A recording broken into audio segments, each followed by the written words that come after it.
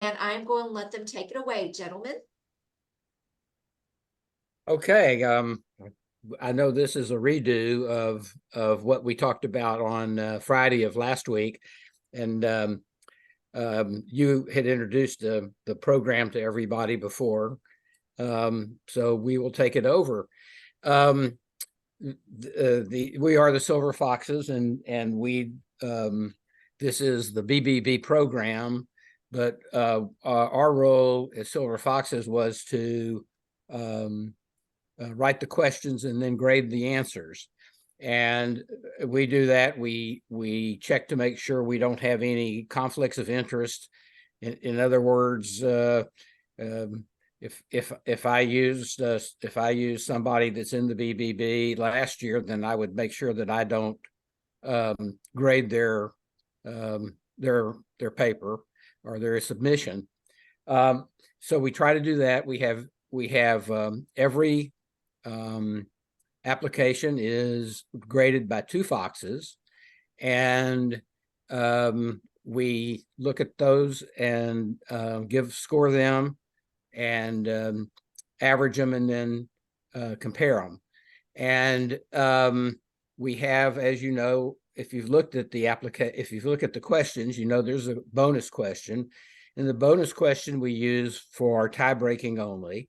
And we used it last year. We had some tie and we had to use it, and it did give us a winner. So you really have 7 questions if you're competing, and hopefully that's why you're here. So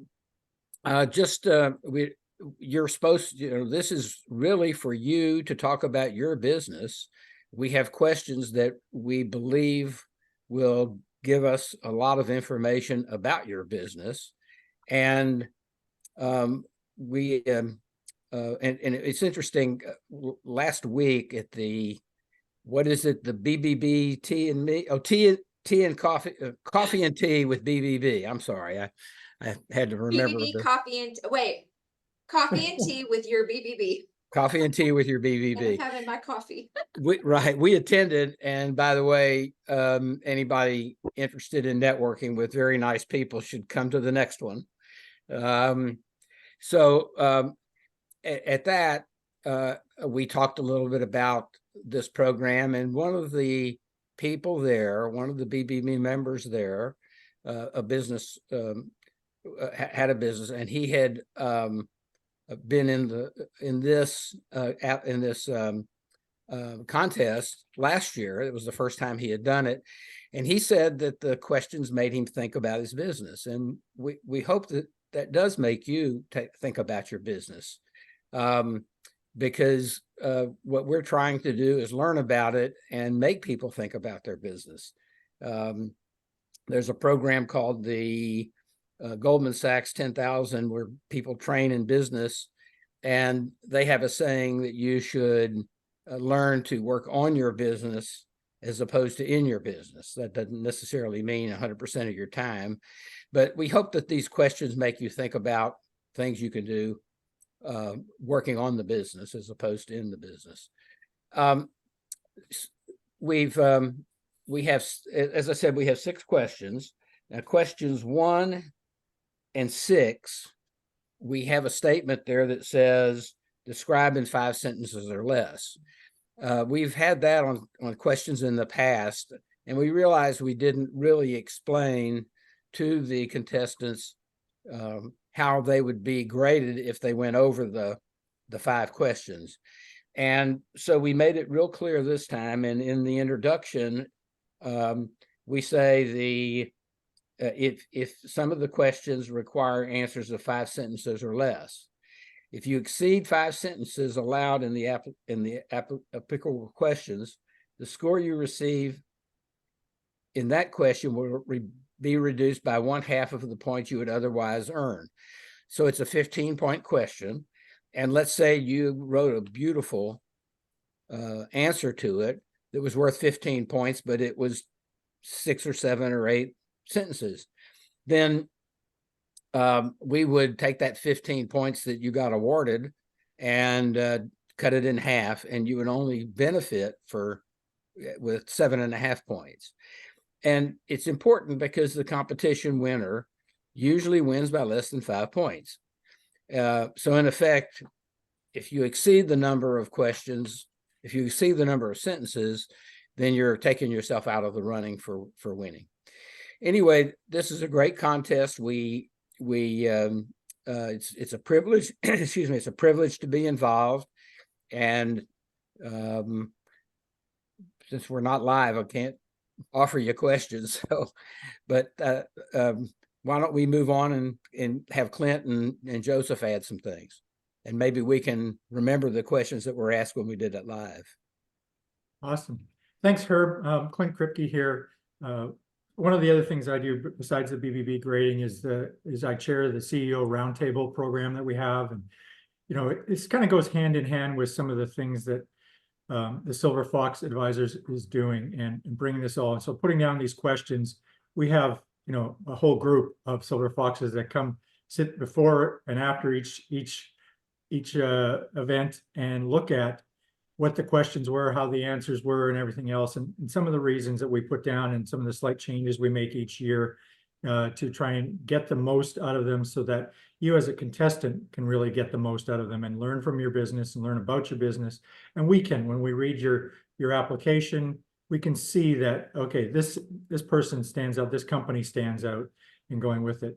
Shortening those questions, we really want to get to the meat of it. I think Herb told in the live thing about Churchill saying, hey, can you be ready to have a 15-minute presentation in a week? And he says, no, that's not enough time. He says, well, how much time do you need? And goes on and go forth, going, the less I have to say, the longer it takes for me to say it. So you have 10 weeks. We all know that. Everything opened up on Tuesday, so this is coming a couple of days later, but still, you have 10 weeks to put this all together and to go through it. There's a variety of tools. We all know there's AI tools out there that can help you write this sort of things and get the grammar and punctuation and all that sort of thing right. But we really want you to go through that, because we can use those AI tools to search and see if people are using AI to try and come up with them. Last year, we did notice a few applications that, you could tell that they were not, that they were written by somebody else other than the person. There's just little things that stick out. When you read a couple hundred applications, there's things that stick out. So over the past couple of years, this is my third year of reading applications. I've probably read over 200 at least, and I'm sure both of the gentlemen on this meeting have done as well. So we put this all out to all of our Silver Foxes. We usually get about 15 to 20 that grade, and they will grade anywhere from 20 to 50 applications in a category, and we have certain rules and criteria that we do it to make it as fair and consistent as possible. So those are the things that you want to focus on. But the bigger thing is the places that you have lots of room to talk about them, but within reason, right? We don't want 6 pages of I'm going to say babble going on and on and on. You still have to make your point. It's like a good essay that you would present to a college professor. What's going on with it? Try and answer the question, give some examples. You can show some pictures. Try not to give us any links, because we're probably not going to go to the links. But there's other ways that you can present this paper, this application in a very good light. So there's lots of opportunities for you to really go about that and drive into there. So the short questions, answer them right, and run-on sentences do count, because we will look at them and we may say, well, this should really be six, not one sentence that they put in there. So things like that, grammar and everything come into play with that as well. So you're going to get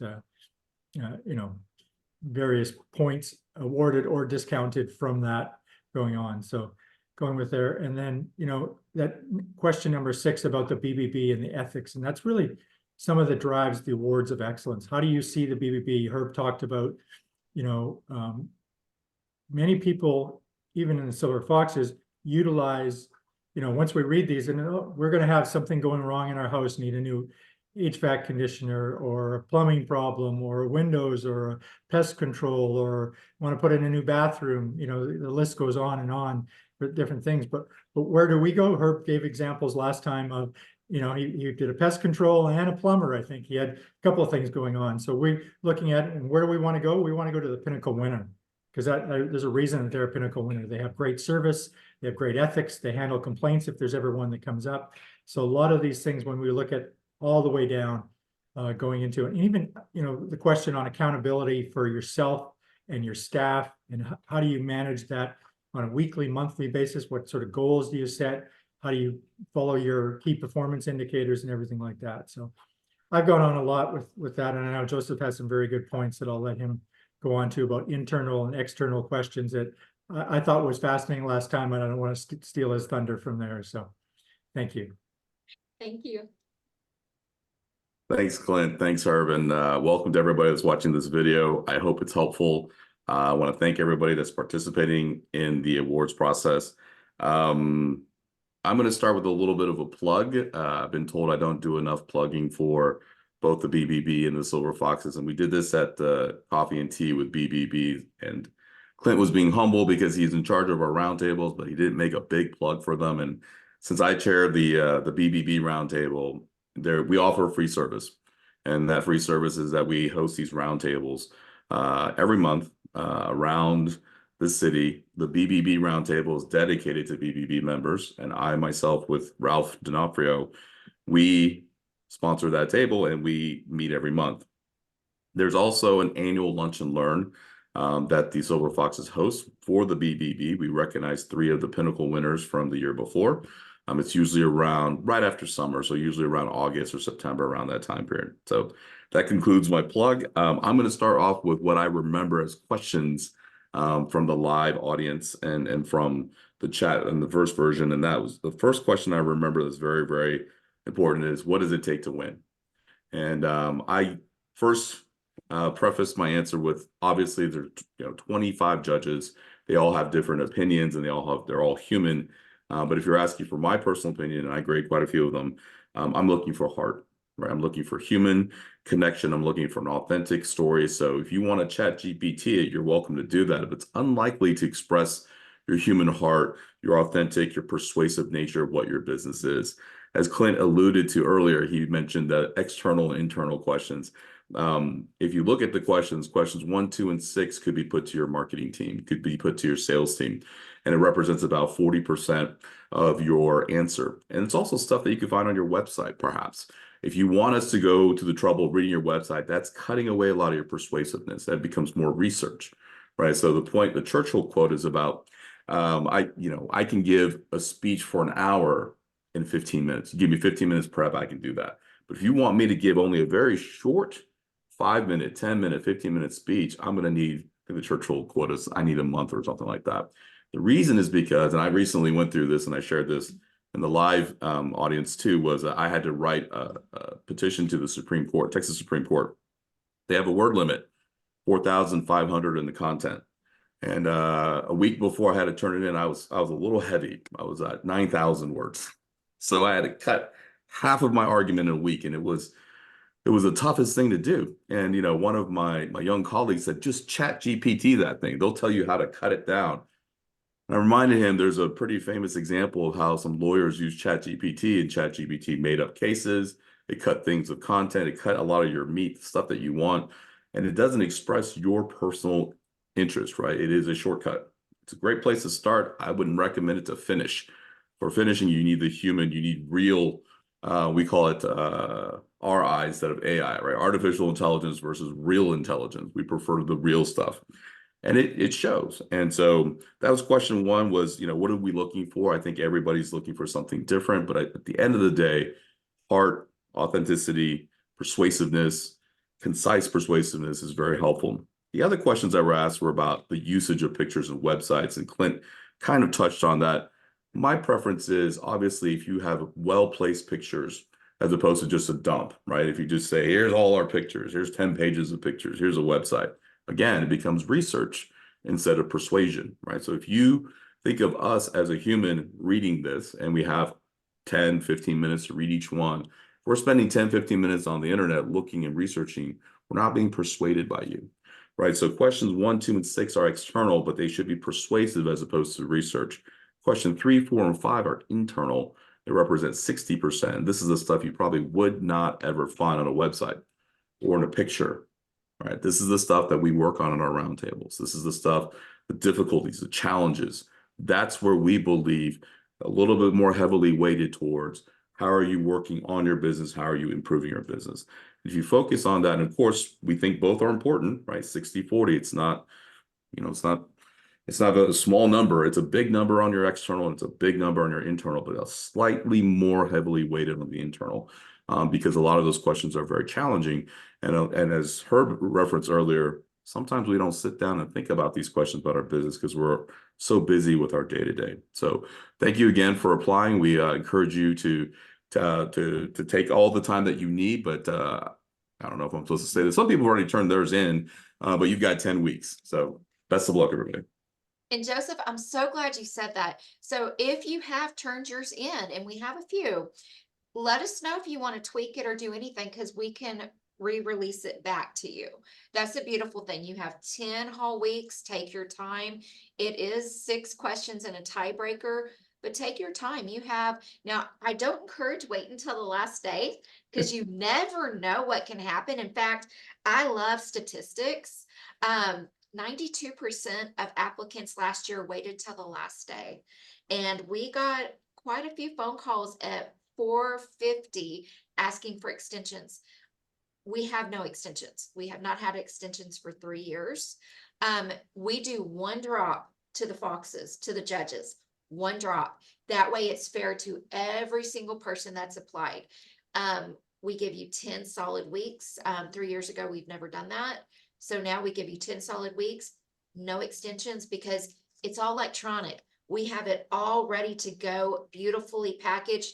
So our Foxes, because they're doing this out of, to make you a better business. They do this. This is their time. They do this at no cost because they believe in passing it. I hope you guys don't mind me plugging this in, but you guys believe in passing it forward, helping others succeed. And I want to give a kudo to our Silver Foxes. So as I said, that they do have a roundtable. They do have a BBB Silver Fox roundtable that we actually have here in our office. And something that's amazing about this, and this just happened to happen one year, 2 of their people that attend these won the Pinnacle. Now, when they judged it, they did not judge those because one thing about the Foxes, they're fair, they're very honest. If they see a conflict, they will not judge it. They'll give it to another judge that's not familiar with this particular company or nonprofit. But 2 of them actually won. If you're on a roundtable, if you win a Pinnacle, there's so many opportunities that come with that. For example, when I'm looking at, I'm over the Education Foundation. If I need a board member someday, a lot of times I look at the Pinnacle winners. I look at the people on the roundtables because they're engaged. And if we have a spot, I'll contact them and offer them a position if they're open, and then my board votes for it. So the awards is a lot more than winning the trophy. You also get a media package. You also get opportunities with the BBB because we know you're committed. This is extra. Something else I wanted to bring up real quick, and this is just something that I even do in my world. So I'm over the Education Foundation with the BBB. We're a separate 501c3. We rely on grants. Well, I have to write grants a lot, right? And I'm so used to my terminology and what's in my field that I get an outsider that has no idea what I do read my work to see if it makes sense. And gentlemen, if you want to comment on that, because we call it the elevator speech, but that's like question 1, and that's so important. Yeah, I'll make a comment, and that is, Joseph mentioned that 3 of the questions are sort of outside and external, and 3 of the questions are internal. And yeah, I think you should be, you could take your time and you can use your network. Here's what I think my business does. Here's how I write it up. What do you see? And you have the time to do it. And that's certainly within the rules. It's coming from you, because if I answer that question, you may or may not include my answer. So, the other thing is, just speaking about the roundtables, we have there is a BBB roundtable. There's also several BBB members on other roundtables. We have quite a few roundtables, and we always have room for more people. If we have people and all the roundtables are full, we'll just start another one. So it's a nice way to learn how to learn more about your business and work on your business. Something else I wanted to mention as well about the awards for excellence. One thing that I absolutely love about it, we have companies that are small, and then we have major corporations. And this year you have 52 categories. Now you need 3 companies in a category for it to carry to be an official category. We give you so many opportunities. And again, one thing I love about the judging process, the BBB has nothing to do with the judging, with the questions. We just basically facilitate, get everything over to the judges. You don't have to be a scholar. You don't have to be the best writer. Write with heart. And, of course, do grammar checks and everything. But if you're not the strongest writer, that's okay. Work with someone to help you in your business. That is extremely important. We've had people through the years think that they have to do it all themselves. If you get stuck, contact us. We won't give you the answers, but we can provide, why don't you contact this person? Why don't you do some research? Why don't you do, we'll kind of help you a little bit, but we won't answer the questions, because at the end of the day, we want everyone to succeed. And it's a fantastic event. It's great networking. If you do apply, and if you're not a winner, try again next year. Come to the event, talk to the judges. One thing that's wonderful about us, not like the Grammys or the Oscars, you get to meet the judges. Now, you don't know who is your judge. We keep that anonymous because we don't want anything to happen to our wonderful judges, but you get to meet them. You get to talk to them. It's fantastic. So I highly encourage you attend. If you're thinking about applying, why not? It's 6 questions, and you can save and go back at any time. So 10 weeks, start applying. And then if you get stuck, stop, come back a week later. You have time. Go ahead, Cliff. Yeah, I just want to go on that. Doing the application, don't limit it to yourself, and utilize the resources that you have, because your business is got usually more than one person. So those people are held accountable. Those people work in your business. Those people work for you, help you. There may be family members, there may be outsiders, but they have opinions. And it's always good to run by, not, it doesn't have to be everything, but it's like, hey, what do you think about this? Your salespeople, your marketing people, what's their pitch for number 1, number 2 fits in there. So, family members, right down to someone that's, in junior high school, your teenagers and think they have views too, right? Because you may be selling some of your service to them, and they may read it slightly differently. So it never goes, you can never go wrong by getting more people involved with your application. You don't have to, it's their opinions, whether you put them in or not, but it's good to, sometimes you get that little nugget that changes a couple little things, and that takes you from, 1 or 2 points, like Herb said. Most categories are won and lost within 3 points, 3 to 5 points. So the winner to the second place. So those little things, the way you can say it. So it's utilizing, find your team, find your family, find your resources that you can do it, your networking groups, whoever it is that's going to go in there and get that information. So Absolutely. And Clint, I want to add on to that. You nailed it, because I believe in asking different generations. For example, I have teenage kiddos, 16 and 14. I'll have them read something. Then I'll have my parents who are still young, 60s, 70s, read something for me. Then I'll have my spouse who's my age, 40s, read something for me. It brings a different perspective. You don't have to use it, but it could help. Something else, though, real important that I want to mention, when you write this, be honest. The Foxes judge it, but it's confidential unless you put it on the internet and you blast it to everyone.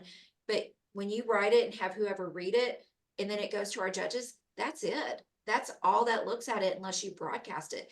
This is a great opportunity to help your business succeed and to really think about your business and maybe things you could do differently and be honest.